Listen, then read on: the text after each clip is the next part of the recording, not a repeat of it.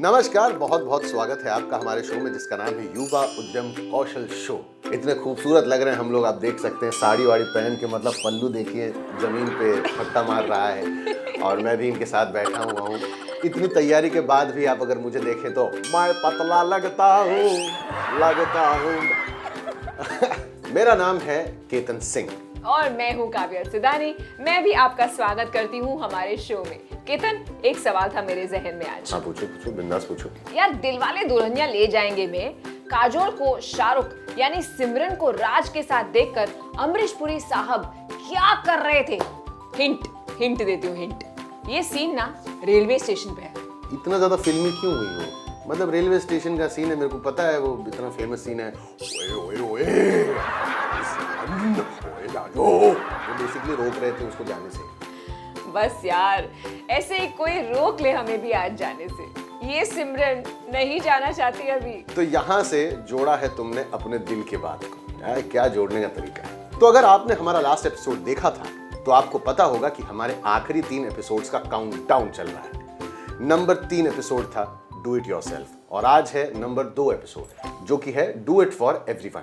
Yes, do it for everyone. और उसके लिए कोशिश करें कि आप जहां रहते हैं वहां के सभी लोगों को आप अपने एंटरप्राइज या उद्यम में शामिल करें। किसी को एंटरप्राइज पार्टनर बना के, किसी को कोलैबोरेटर बना के, कुछ लोगों को अपने एंटरप्राइज का एम्प्लॉय बना के और बाकी लोगों को कस्टमर बना के। कोशिश ये होनी चाहिए कि हमारे आसपास के सभी लोग हमारे एंटरप्राइज में हमारे साथ हो। सभी का मतलब है कि हर उम्र के लोग, हर वर्ग के लोग, सभी क्षमताओं के लोग। फिर आप देखना आपका बिजनेस कैसे रॉकेट की तरह बिल्कुल। लेकिन कोई भी शख्स छूटा तो समझो ट्रेन का एक डिब्बा कम हो गया। तो ये वही खरगोश और कछुए की कहानी है। आप भले ही स्लो स्टार्ट करो, भले ही स्लो प्रोग्रेस करो, बट लास्ट में जीत आप ही की होगी। और एंटरप्रेन्योर्स हमेशा मीडिया और समाचार में रहते हैं। जब वो अपनी कहानी सुनाते हैं और बताते हैं कि कैसे एक एक कदम चल के उन्होंने अपना ये सफर तय किया है, तब वो किसी सुपर हीरो से कम नहीं लगते भाई साहब। पर सच्चाई ये है कि हीरो कभी अकेला नहीं होता और एंटरप्राइज सिर्फ एक शख्स की वजह से कभी भी नहीं चलती। कोई भी सुपर डुपर एंटरप्राइज अकेले इतना बड़ा बन ही नहीं सकती। उसके पीछे काफी लोगों की मेहनत होती है। कुछ लोगों की मेहनत दिखती है और कुछ लोगों की मेहनत नहीं दिखती। पर हम कहानी सुनते हुए बस एक लीडर की बात करते हैं। उसके पीछे जो और 10, 20, 50, 100 लोगों की मेहनत लगी है उनके बारे में नहीं बात करते। पर कहानी बताते हुए हमारा फर्ज भी बनता है कि उन सब के बारे में बात करें। और काफी ऐसे लोग हैं जो कर भी रहे हैं। हम जब हमारे digital skills platform map of me के लिए यंग हीरो की स्टोरीज ढूंढ रहे थे, तब हमें इतने सारे एंटरप्रेन्योर्स मिले जो साथ मिलकर और सही चीज के लिए आवाज उठाकर सोसाइटी की मदद कर सकते हैं। ऐसी ही कुछ स्टोरीज आपके लिए लाए हैं हम। चलिए देखते हैं।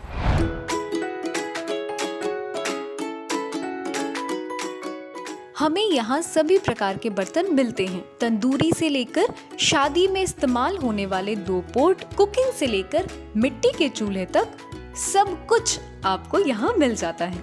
हम पहियों को सेट करने के लिए कार और लॉरी के टायरों का उपयोग करते थे और फिर बर्तन बनाने के लिए इसका इस्तेमाल करते थे। अब वह तकनीक बदल गई है। फायरिंग मशीन जैसी कई नई तकनीकें हैं। पॉटरी व्हील, ग्लेजिंग मशीन और डिजाइन मशीनें। पहले एक दिन में 200-300 पोट बनाना काफी अच्छा था, लेकिन तकनीक के कारण हम एक दिन में 700 से 800 बर्तन बनाते हैं। हमारे पास इस काम के अलावा और कुछ नहीं है, इसलिए हमें काम करना होगा। भले ही हमें 20 ऑर्डर मिले या 100 ऑर्डर मिले। इस क्षेत्र में 2 लोग एक ही तरह के उत्पाद का उत्पादन नहीं कर सकते, इसलिए ग्राहक किसी के उत्पाद से खुश होकर उसी उत्पाद के लिए पूछेगा। अगर काम अच्छा होगा तो टेराकोट 1500 से 2500 रुपए में बिक्री हो जाएगा, तो कभी आपको 200-300 रुपए भी मिल सकते हैं। अगर कोई सीखना चाहता है और रुचि रखता है, वे एक दिन में सीख सकते हैं। आप अपनी आँखों से देख सकते हैं और अपने हाथों से बना सकते हैं।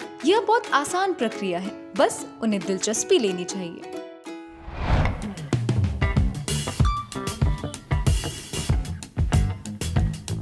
अभी के सिचुएशन के अकॉर्डिंग देखिए तो बहुत ज़्यादा ही हेल्थ सिक्योरिटी होनी चाहिए लोगों की। और अभी एक कलेक्टिव हेल्थ जो है वो मेजर इशू रहेगा लोगों के लिए। तो मेरा ये मानना है कि आज के टाइम में हम जितना ज़्यादा ख़ुद को डिस्ट्रेस कर पाएँ और काम को लेके हम ज़्यादा परेशान ना हो, वो ज़्यादा ज़रूरी है। और जैसे ये पैंडेमिक आया तो बहुत लोगों की जॉब सिक्योरिटी नहीं थी, जॉब चली गई, बहुत ही लोअर लेवल की या फिर हाई लेवल के लोगों की जॉब चली गई। तो अगर दोबारा ऐसे कोई सिचुएशन आती है तो उसके लिए जॉब सिक्योरिटी प्रॉपर होनी चाहिए लोगों की। कोई फिजिकल डिस्टेंस मेंटेन नहीं करते, अगर पुलिस वालों से कंप्लेन करो तो वो भी हंस के टाल देते हैं। स्टूडेंट्स या फिर जो वर्कर्स जो कहीं और से आ रहे हैं, माइग्रेट करके यहाँ दिल्ली में रह के अपना कुछ नया एस्टैब्लिश करने की कोशिश कर रहे हैं, तो हम थोड़े से थ्रेट में रहते हैं नॉर्मली भी। अगर थोड़ा सा कोऑपरेटिव हो जाए माहौल, दूसरे की अगर परवाह करना सीख जाए लोग, तो आई गेस ज़्यादा बेहतर तरीके से हम मिलजुल कर काम कर पाएंगे। बस कंडक्टर और ड्राइवर ही रिस्पॉन्सिबल हो, थोड़ा पब्लिक को भी रिस्पॉन्सिबल होना पड़ेगा। जो चीज़ें गलत देखें उसके लिए रेज करें वॉइस, कंप्लेंट करें लोगों को, और अगर कुछ नहीं जानता तो उसको एडवाइस कर, थोड़ा हेल्प करें। ये स्टोरीज देखकर एक बात समझ में आ गई, मिलकर चेंज लाने की प्रोसेस का पहला स्टेप है अपनी एक राय रखना, फिर उसके लिए आवाज उठाना, और जब आप आवाज उठाते हो तो बदलाव आता है। बिल्कुल। हमें किस चीज की जरूरत है? साफ हवा की जरूरत हम सबको साथ जोड़ती है, पर उसके साथ साफ पानी की भी जरूरत उतनी ही इम्पोर्टेंट है। आप स्वच्छ पानी के लिए काम करने की सोच सकते हैं, पर यह काफी मुश्किल है क्योंकि साफ पानी हम सबकी जरूरत है। पर यही अपॉर्चुनिटी भी है एंटरप्रेन्योर्स के लिए अपना उद्यम इस सेक्टर में शुरू करने की। लेकिन आपकी जो एंटरप्रेन्योरल टीम होगी जो इसे स्टार्ट करेगी, जरूरी है कि उनके पास इस काम के लिए आवश्यक कौशल हो, सुनने की और समझने की कौशल हो, चीजों को लेकर स्पष्टता हो और एक लक्ष्य को करने की लगन भी हो, और सबको साथ लेकर चलने की नीयत भी हो। ये नहीं कि मैं ही चीरो, मैं ही बोलूंगा, तुम कुछ नहीं बोलोगी, और सबको पहले दिन से ही साथ लेकर चलना है। वो बोलते हैं ना, अकेले मैं सिर्फ एक बूंद हूं, और सब मिल जाएं तो सागर। तो आज की हमारी सेकंड लास्ट ग्राफिक नॉवेल भी कुछ ऐसी ही है। सायरी, जो कि हमारी आज की हीरो एंटरप्रेन्योर है, जब उसको अपने गांव में होती पानी की कमी के बारे में पता चला, तब उसने खुद से यह सवाल किया कि इसको सॉल्व करने के लिए हम क्या कर सकते हैं, कैसे हम सुनिश्चित कर सकते हैं कि पानी वेस्ट ना हो बल्कि उसका पुनर्उपयोग किया जाए। सायरी को इन प्रश्नों के उत्तर बहुत सारी रिसर्च और बहुत सारे लोगों से बात करने के बाद मिली। क्या थे वो जवाब? चलिए देखते हैं हमारे आज के ग्राफिक नॉवेल में। सायरी ने किया जादू। एक कहावत है कि एक बच्चे को बड़ा करने के लिए पूरे गांव की जरूरत होती है, जिसका मतलब है सबकी जरूरत होती है, पुरुषों और महिलाओं की। माँ बाप एड़ी चोटी का जोर लगा देते हैं अपने बच्चों को उत्तम परवरिश देने के लिए। उसी प्रकार से बदलाव लाने के लिए भी पूरे गांव का सहयोग चाहिए होता है। यह कहानी है कि कैसे एक पूरा गांव साथ आकर बदलाव लाता है। वैशाली जिले में एक गांव में 18 वर्ष की सायरी को स्थानीय समाचार पत्र में रोजाना आने वाली पहेलियों को सुलझाना बहुत पसंद था।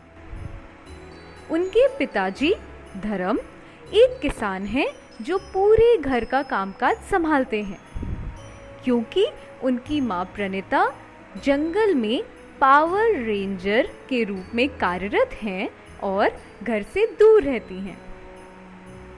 अनियमित मौसम की वजह से गांव में सबके लिए यह एक कठिन साल था। मेरा ऋण भी अस्वीकृत कर दिया गया है, जिसका मतलब है अगर हमें अच्छा मौसम और अच्छी बारिश नहीं मिले इस साल तो मुझे अपने खेत की जमीन बेचनी पड़ेगी, धर्म ने कहा। सायरी माउंट एवरेस्ट पर चढ़ना चाहती है, जिसके लिए वह काम करना चाहती है और अपने पैसे बचाना चाहती है, लेकिन अभी तक वह ऐसा नहीं कर पाई है। क्या हमारी समस्याएं कभी खत्म नहीं होंगी? वह सोचती है। भले हमारे भाग्य पर कोई नियंत्रण ना हो, लेकिन हमारे पास जो है उस पर तो हमारा अधिकार है।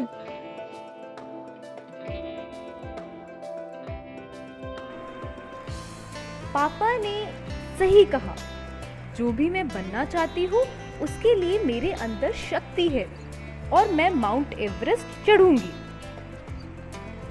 एक दिन विद्यालय जाने के रास्ते में सायरी एक युवा लड़की प्रकृति से मिलती है, जो कि एक पानी के गड्ढे की रखवाली कर रही होती है।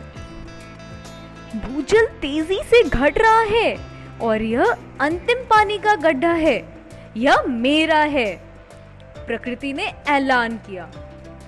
लेकिन भूजल घट क्यों रहा है? सायरी सोची और वह इस समस्या पर अनुसंधान करने लगी। उसने पता लगाया वे सारे कारण जिनकी वजह से पानी बर्बाद होता है। हमारे द्वारा उपयोग किए जाने वाले पानी को पुनः उपयोग करने के लिए हम क्या कर सकते हैं? उसने ग्रे वाटर हार्वेस्टिंग की खोज की, जो कि उपयोग किए हुए पानी को संसाधित करता है और उसको हर चीज के लिए पुनः उपयोग करने लायक बनाता है, सिवाय पीने के लिए। सायरी ने शोध किया और एक योजना बनाई। अगर हम अपने पानी का पुनः उपयोग करेंगे तो हम भूजल को बचा लेंगे और उसमें पानी कम नहीं होगा।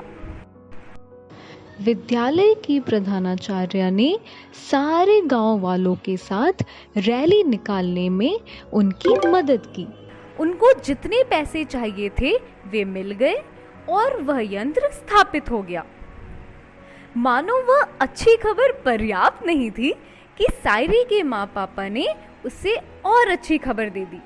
हमने तुम्हारे पर्वतारोहण पाठ्यक्रम के लिए पर्याप्त पैसे जोड़ लिए हैं।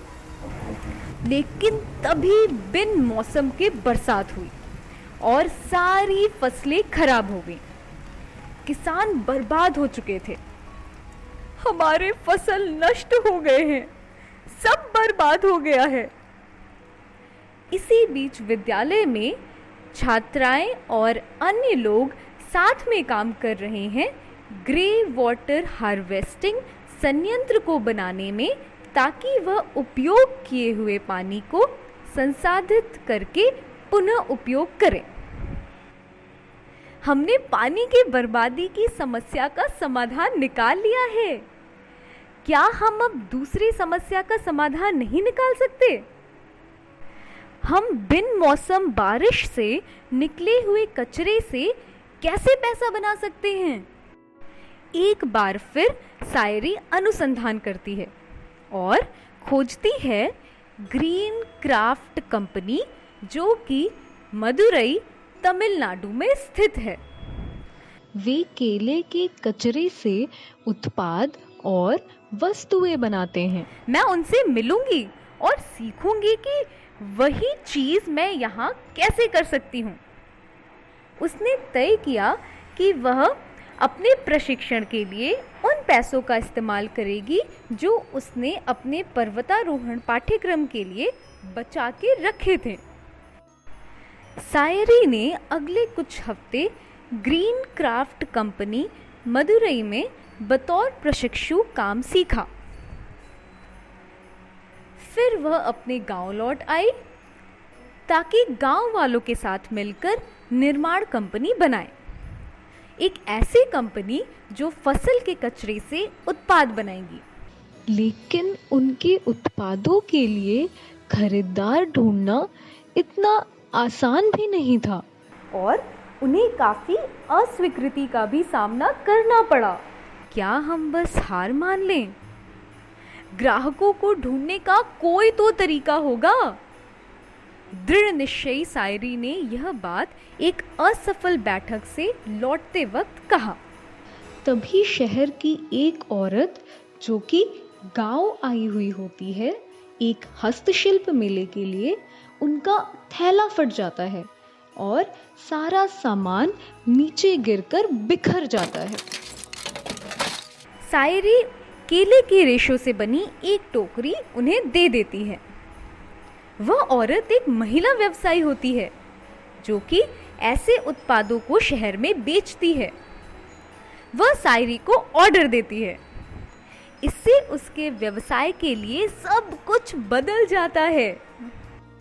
अब वे लोग एक कार्यशाला बना सकते हैं जिससे इस गांव में कुछ भी बर्बाद नहीं होगा और पुरुष धर्म के नेतृत्व में महिलाओं के खान पान का ध्यान रखते हैं ताकि वे अपने व्यवसाय के लक्ष्यों को पूरा कर सकें। तुमने अपने पहाड़ की चढ़ाई कर ली है, दादी ने सायरी से कहा। नहीं, अभी नहीं, सायरी ने बोला। लेकिन एक दिन वह एक वीडियो भेजती है अपने परिवार को। माँ, पापा, दादी, मैं दुनिया की सबसे ऊंची चोटी पर हूँ, मैंने एवरेस्ट की चढ़ाई की। तो जैसा कि आपने देखा कि कितनी हमें प्रेरणा मिली और ऐसी चीजों को देखने के बाद, पढ़ने के बाद किसी को भी मतलब प्रेरणा मिलेगी। हाँ, सायरी की निष्ठा और सबको साथ लेकर चलने की उनकी सोच वाकई काबिले तारीफ है। उन्होंने सबके साथ काम किया और सबके लिए काम किया। हाँ, लेकिन वैसे हम लोग शायद पानी को लेकर बिल्कुल सीरियस नहीं है। हम पानी के महत्व को नहीं समझ पा रहे हैं। अभी हम सोच ही नहीं पा रहे कि ये इतना कीमती साधन है। हमें लगता है कि पानी तो हमेशा रहेगा, पानी कहाँ जाने वाला है, वो तो यहीं है, खोद दोगे गड्ढा पानी निकलेगा फव्वारा बन के। पर ये सच नहीं है। हमें अपने नींद से उठकर अपनी आंखें खोलनी होंगी और इस सच्चाई को स्वीकार करना होगा कि पानी की शॉर्टेज ऑलरेडी होने लगी है और अब हम जो पानी यूज कर रहे हैं वो हमारा रिजर्व वाटर है, यानी बचत खाते का पानी। बिल्कुल सही। इंडिया में वैसे ही पानी की कमी है, बहुत बड़ा संकट है ये। अगर 2019 की नीति आयोग की रिपोर्ट के हिसाब से जाएं तो 2030 में 40% भारतीय आबादी के पास साफ पीने का पानी नहीं होगा। वैसे ये इतना सरप्राइजिंग नहीं है, इसलिए नहीं है क्योंकि हमने वाटर हार्वेस्टिंग यानी जल संचयन बिल्कुल भी सीरियसली नहीं किया। अगर सिर्फ बिहार की बात करूं तो 12 लाख से ज्यादा लोग सिर्फ पानी में आर्सेनिक होने की वजह से प्रभावित हैं। पर नहीं, हमें तो लगता है नल खोलो साफ पानी पी लो। पानी की कहाँ कमी है, पानी तो हमेशा रहेगा। अरे नल खोल के पानी पी क्या लो, पानी पीने के बाद भी नल खुला रखो। सही कहा।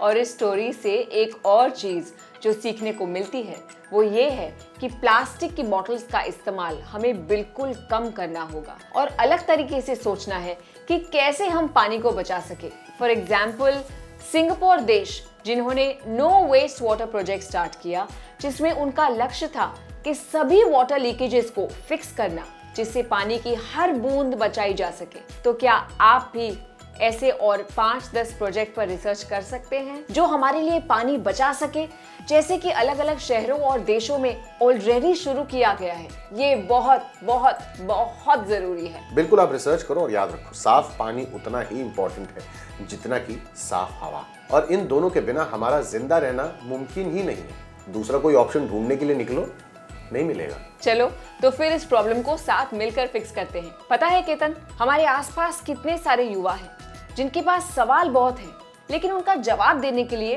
कोई नहीं है और वो अपने सवालों के जवाब ढूंढने में भी शायद अपने आप को असमर्थ पाते हैं। हाँ बिल्कुल पता है, वरना मुझको किसी ने काटा थोड़ी जो मैं रोज आके इनको बोलूं कि मतलब अरे प्लीज अपने सवाल भेजिए। अरे हम यहाँ पर इसीलिए बैठे हैं और हमें आशा है कि हम उन्हें जवाब देने में भी सक्षम रहें। तो क्यों ना 2 और सवालों को सुना जाए। DIY यूथ स्किल, मैं MD इस्माइल अख्तर।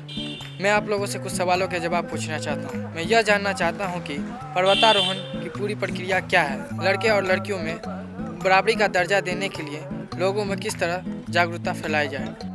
हाय DIY यूथ स्किल्स, मेरा नाम शिवम कुमारी है और मैं मधुबनी से हूँ। मैं आपसे कुछ सवाल पूछना चाहती हूँ। फसल के कचरे से किस तरह के उत्पाद बनाए जा सकते हैं? ओजोन परत में हो रहे छिद्र के पीछे क्या कारण है? इस बहुत ही महत्वपूर्ण सवाल के लिए धन्यवाद। जैसा कि आपने हमारे आज के ग्राफिक उपन्यास में देखा कि ग्रीन क्राफ्ट की युवा महिलाएं वो पहले ही कर चुकी हैं जो आप करना चाहते हैं। क्या आप कुछ शोध करने के लिए उनसे मिलना चाहेंगे?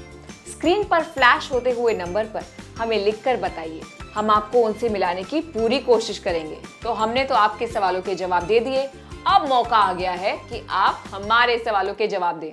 सवालों के सिलसिले का पहला सवाल बहुत आसान है, H2O क्या है? अगर आपको H2O नहीं पता तो आपको ये नहीं पता कि H2O जीवन के लिए कितना महत्वपूर्ण होता है। तो बताओ कि H2O महत्वपूर्ण क्यों है?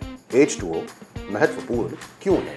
क्या आपको अपने आसपास रहने वालों को अपने उद्यम डिजाइन में शामिल करना चाहिए? सबसे कठिन कहानी कहना क्या है? सबसे कठिन कहानी कहना क्या है? क्या स्वच्छ हवा, स्वच्छ पानी जितना महत्वपूर्ण है? और आज का आखिरी और फाइनल सवाल, हम पानी के संकट को कैसे ठीक कर सकते हैं? आप अपना जवाब हमें स्क्रीन पर दिए गए नंबर पर व्हाट्सएप कर सकते हैं या फिर यस ऐप अपने स्मार्टफोन पर डाउनलोड करके वहां से भी हमसे संपर्क कर सकते हैं। पहले 500 सही जवाब देने वाले विद्यार्थियों को मिलेगा हमारा आज का अमेजिंग सा ग्राफिक नॉवल। तो जल्द भेजिए अपने जवाब और बनते रहिए लाजवाब। तो हमारा साथ आज के एपिसोड में इतना ही। आपसे फिर मुलाकात होगी। अपना ख्याल रखिए, इजाजत दीजिए। मैं हूं केतन सिंह और मैं काव्या सेदानी। दिमाग चलाते रहिए, आइडियाज भेजते रहिए। हम आपको फिर मिलेंगे अगले एपिसोड में द युवा उद्यम कौशल शो पर। कितना बोलती है? मुझे अच्छा लगता है बोलना।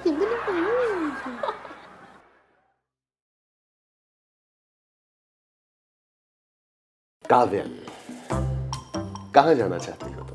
मैं है ना यहाँ जाना चाहती हूँ। ओह, ले चलो। पता है वहां पर हम कैसे पहुंचेंगे? कैसे? इस ठेले से। Very funny. ये फनी लग रहा है तुमको? ओहो हो, अब वही तो ये जानती ही नहीं है। अरे